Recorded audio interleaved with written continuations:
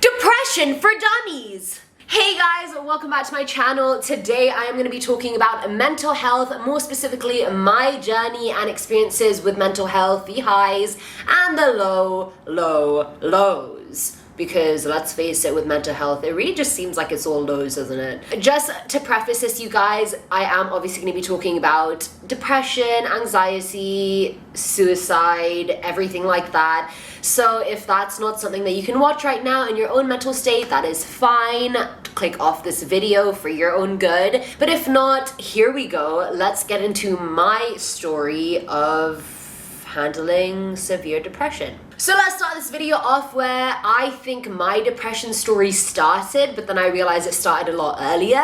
So basically, in my first year of university, I was struggling big time. Coming to Canada was the one thing I was looking forward to for so long. I thought, you know, all my problems and sadness and feeling of emptiness would go away once I finally moved to Canada, started pursuing my dreams and whatnot. And that's really not the case. I feel like with mental health, especially when you don't know what's going on with yourself, you think changing the area that you're in is going to change your circumstance, and it's not. It's still your own body, it's still your own brain chemistry. You can put that body in any place of the world, you're still going to feel depressed.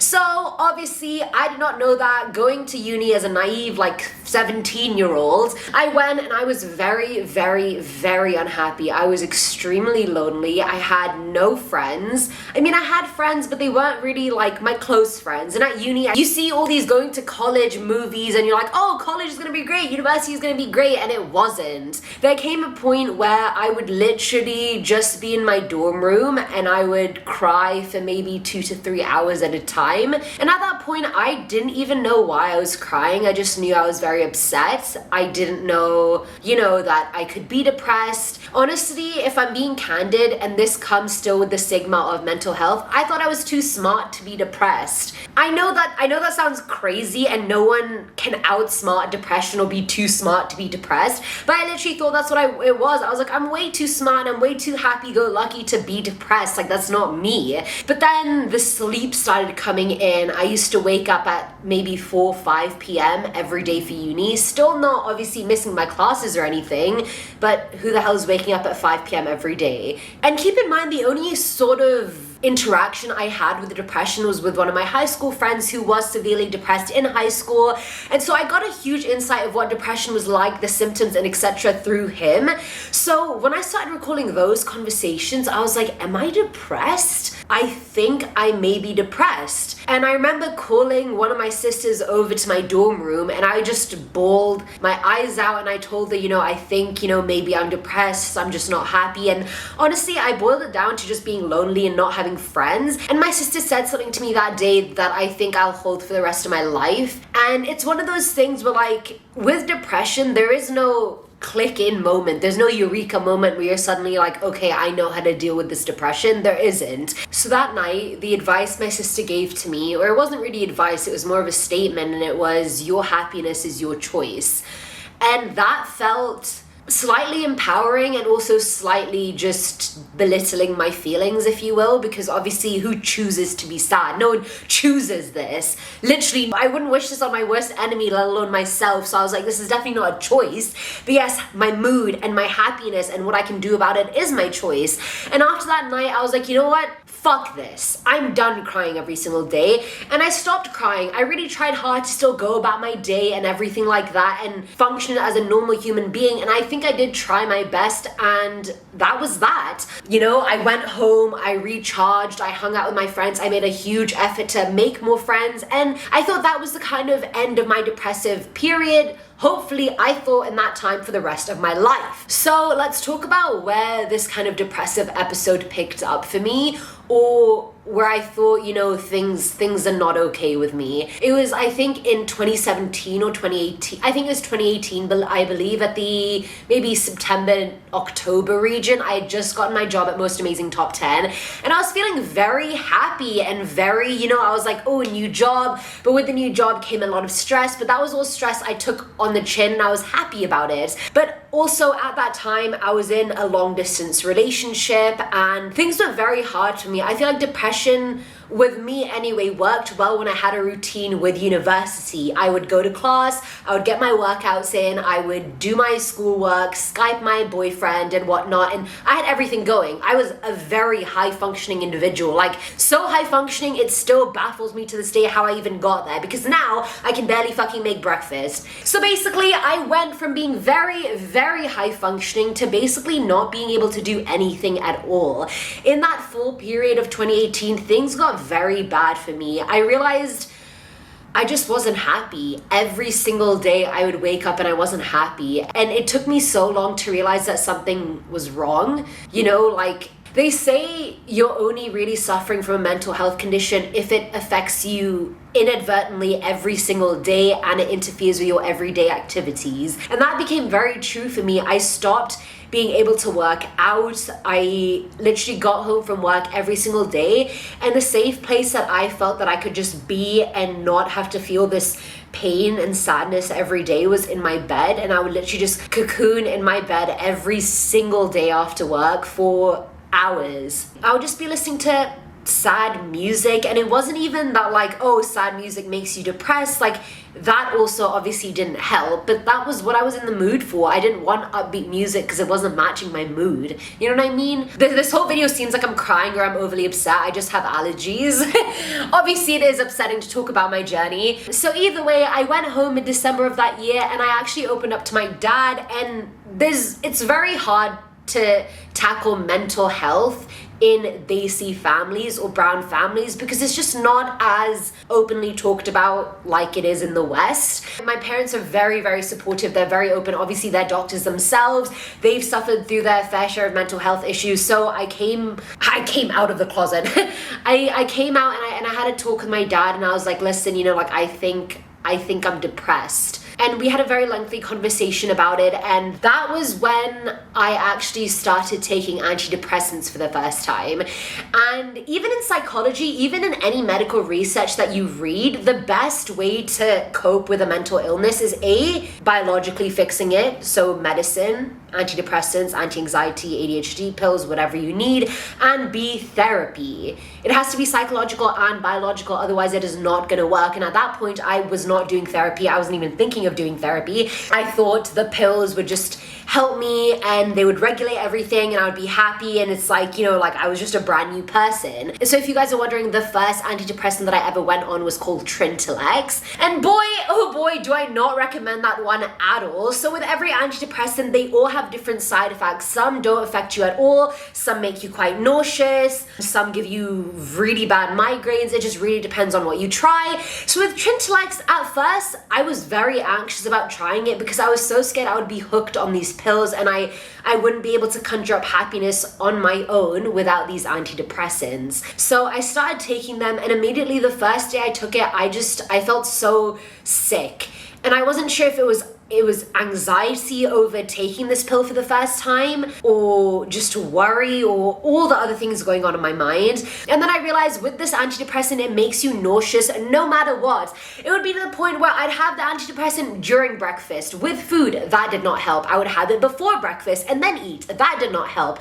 I would have it after breakfast on a full meal, and I would still feel nauseous every single day. I just brushed it off. You know, it's helping stabilize my mood and my brain chemistry. So I was like, okay, this just must be a normal side effect. Then I came back from home and things really, really went downhill for me. And keep in mind, when people think they go on antidepressants, they think everything is going to be fine, and it's really not. Antidepressants aren't meant to cure your depression in any way. They're just meant to stabilize your serotonin and dopamine levels so you don't have those really low dips and those really high highs. You're more stable, and those very depressive episodes are just less. So that's what I didn't know that at the time. I thought I was going to be very much, you know, cured and happy again, and that was not the case. I came back and I probably spiraled into the worst depressive episode of my life. It got to the point where I could not really even make food for myself. I wouldn't clean the house because I couldn't bring myself to do it. I couldn't cook anything. I couldn't even do the laundry. It was very bad. Like bless them, like my sister at the time and my boyfriend at the time would literally like not even be in the country but order me Uber Eats so I had something to eat and I wasn't having bread for dinner like I had been. You know, they would come over and they would clean the house for me, or they would do my laundry for me, because it really got to that point. I would just wake up and not want to live. Not even like I wanted to commit suicide. It was just like I didn't want to live every single day with this just cloud over my head. And it's so hard because people always ask you, what does depression feel like? And honestly, the best way I can describe it is think of an Instagram filter for your photo, right? And think this filter is just sadness, indifference, no motivation, just being lazy and sleepy all the time. And that is the filter on you every single day.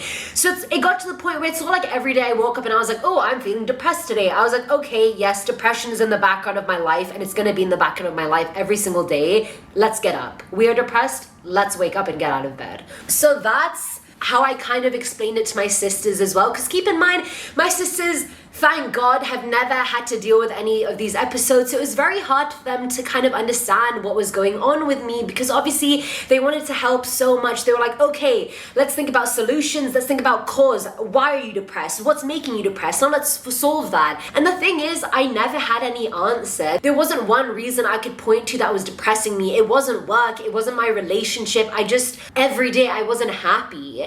And that's something people really need to understand. If you're dealing with loved ones and relatives who have depression, it's not always source based. There's not always an external source which makes someone sad. It's just sometimes the sadness literally is just coming from within you and you don't know why. And I literally didn't know why. And it's so hard. Like, talking about this period of my life is very hard for me because it really was like a horrible, horrible period in my life. It was bad and I couldn't really keep myself afloat. My life was basically just the job and nothing else. And that's actually when did I get my cat then?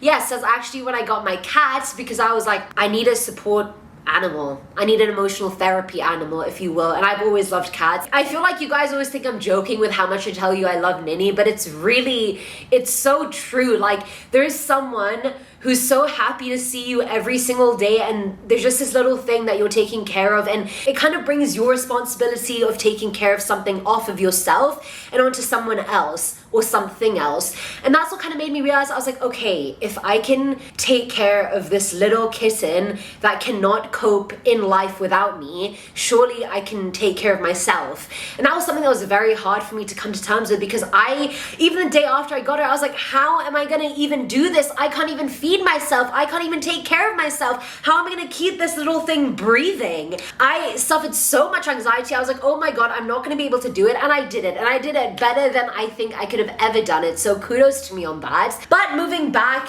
at this point, I was a few months into taking Trintellix, and that May I decided to stop. Because frankly, it just wasn't working. Life was literally a fucking dip. Nothing was making me happy. And also, obviously, keep in mind, I was in a long distance relationship, and that was very hard for me to keep afloat. You know, I can't put all my effort into nurturing something that is hard to nurture when I'm not putting any of that nurture in myself, or that self-love into myself, that all that love, all that energy was going into somebody else. And I'm not blaming that relationship for my depression by any means, but that did make it worse. So by May of that year, I had stopped taking Trintellix just by myself. That's really not how you're meant to do it. You're meant to taper yourself off, but I just stopped cold turkey. And I went home, and that was actually the first time I opened up to my mum about it. So I ended up telling her on that trip, and it wasn't even me going to her. I was actually just lying in bed. She was on the sofa in the same room doing something.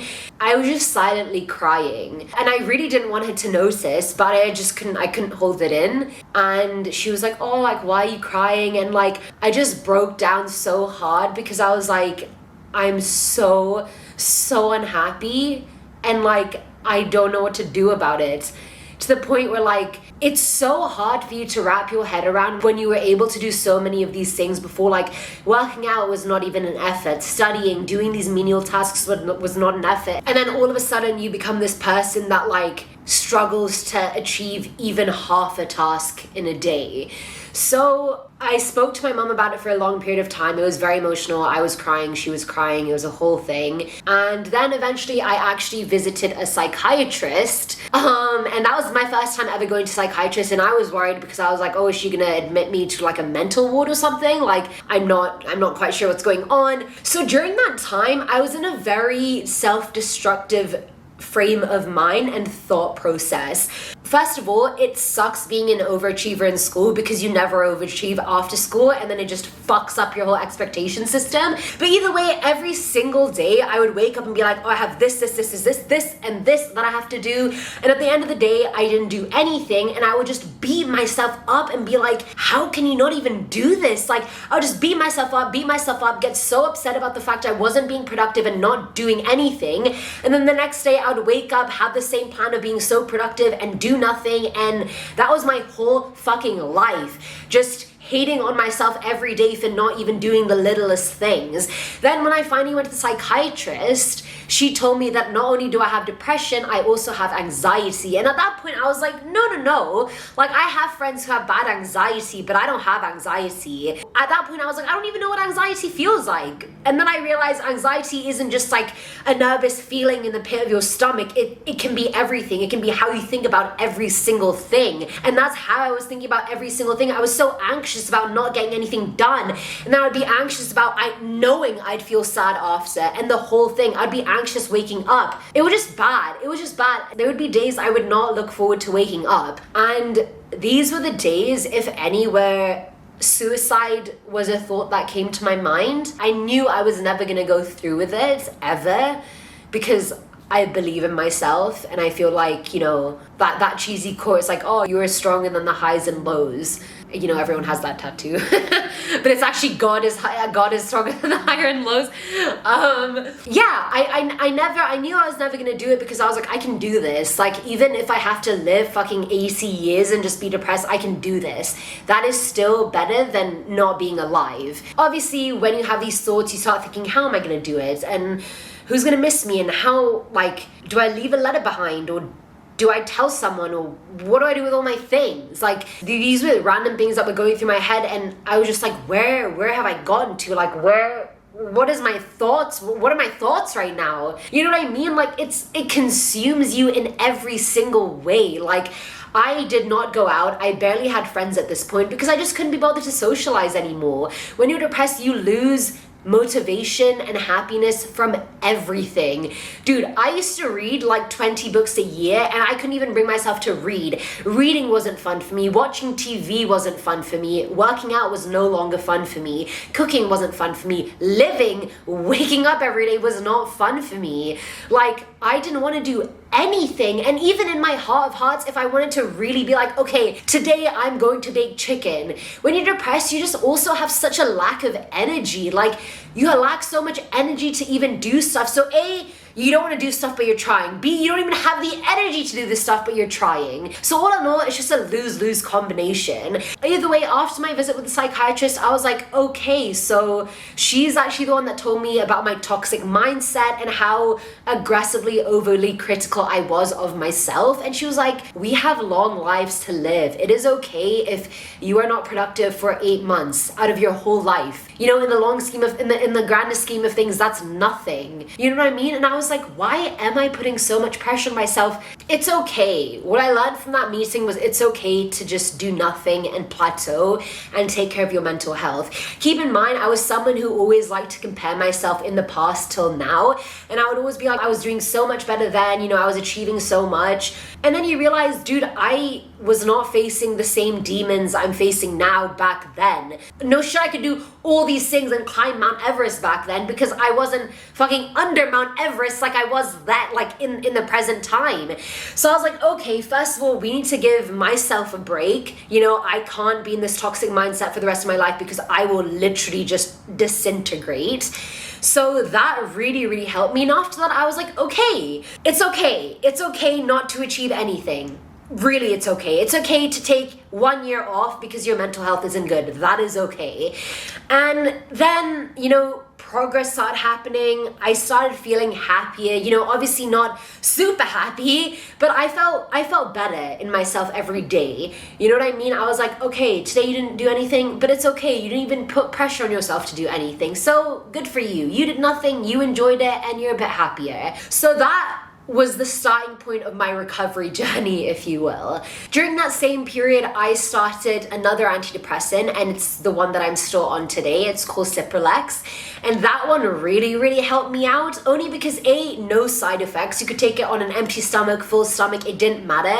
And I felt like it really did stabilize me and do what it was meant to do. Like, I don't want to be in a dip for the rest of my life, like I was that year, you know? So it was very good, and I really reacted well to this medicine.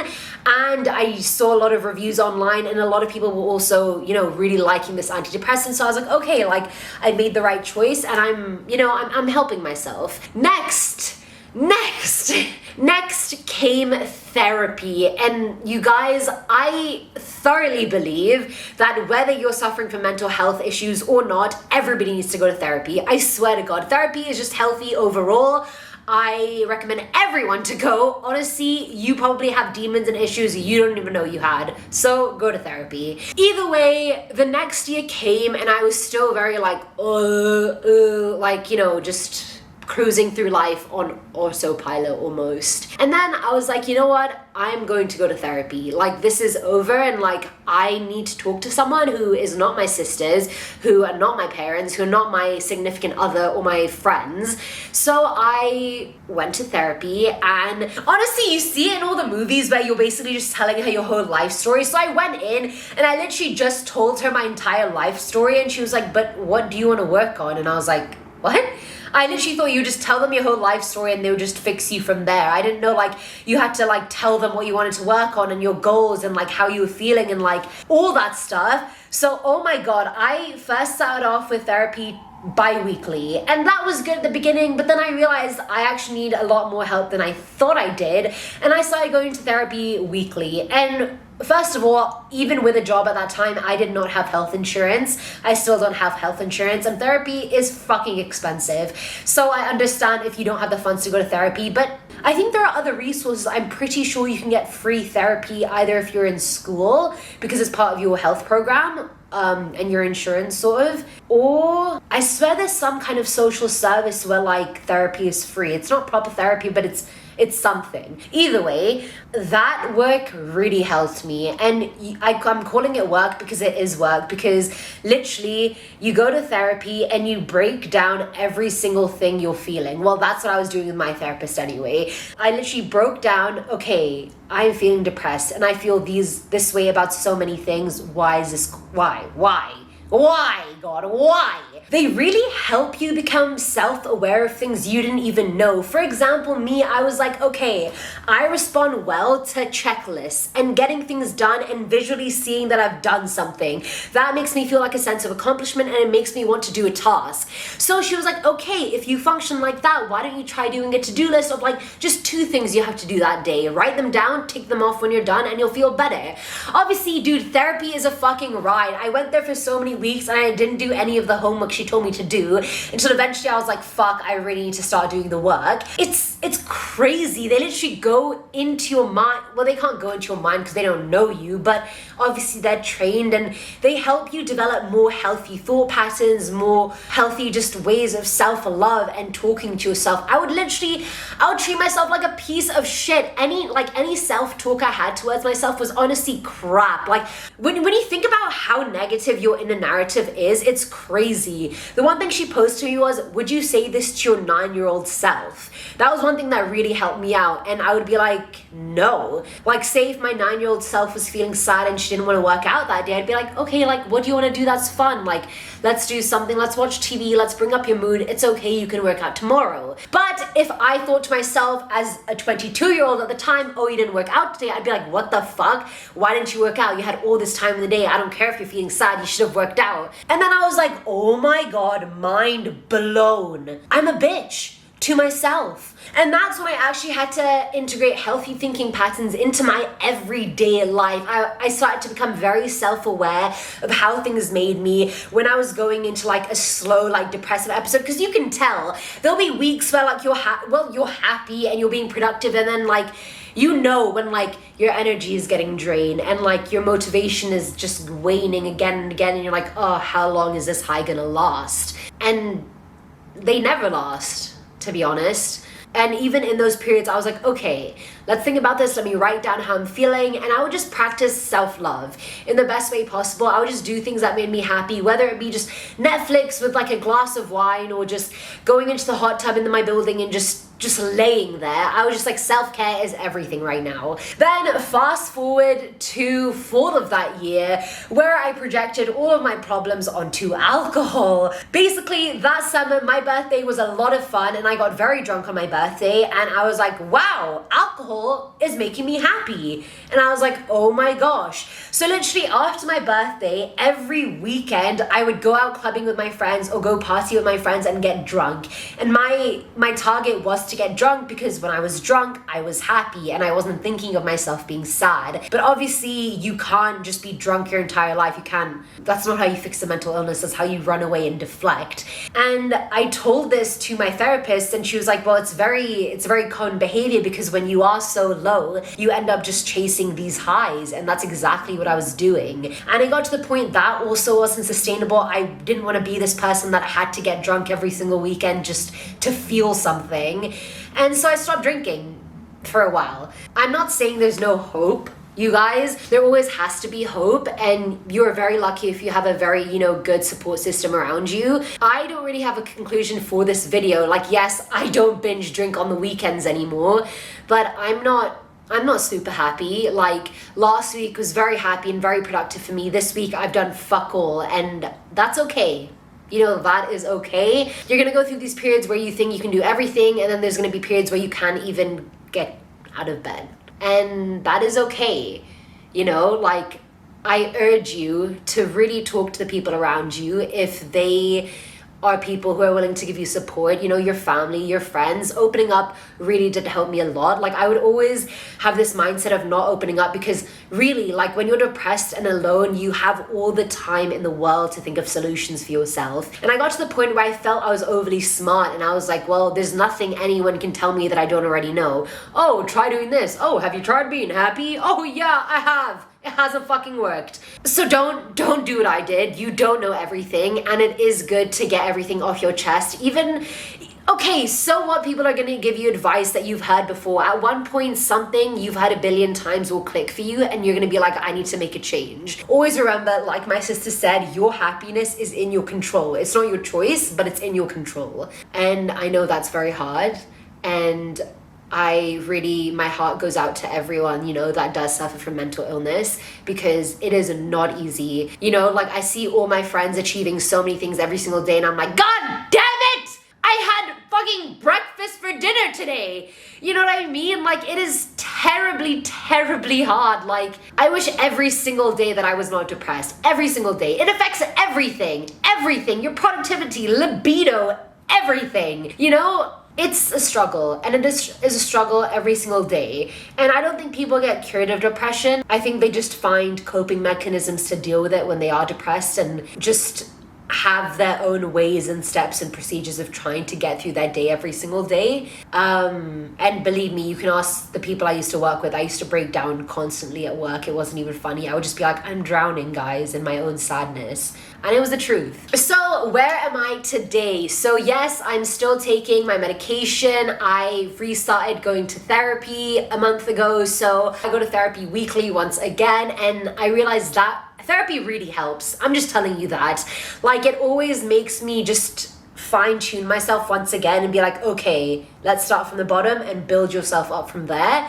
And that's what I've been doing. I'm not gonna lie to you, I'm not perfect. I don't wake up for 3 weeks in a row and I'm like, yay, life! It's usually like, but you get through it eventually. When you're growing up and everyone's like, oh, it'll get better, and then you've grown up and you're like, it's not better though. That's literally how I felt, and that's kind of how I still feel. But hopefully one day it does get better. I don't know when that's gonna be, but hopefully one day. Sorry this was not the funnest video to watch, but I thought with the pandemic and everything going on this year, everyone's mental health really took a toll, especially people who are already suffering even more. People who weren't suffering before are now suffering. Let's not even forget seasonal depression into the little mix. Like, oh my gosh. But yes, that is my very summarized depression and mental health story. I would love to hear your experiences in the comments below. I love hearing, okay, I don't love hearing what you guys are going through. That sounds very morbid and sadistic, but I like hearing your stories because it makes me feel like I'm not alone, and hopefully, well, the only reason I'm doing this is so you know that you're not alone either. I suffer every single day, and I support you. I hope you can make through your next day. I hope you make it through your next week.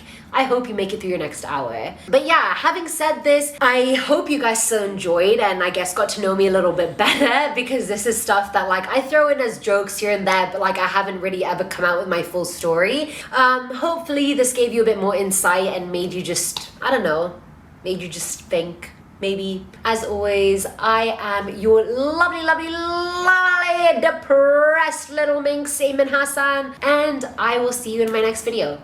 Bye!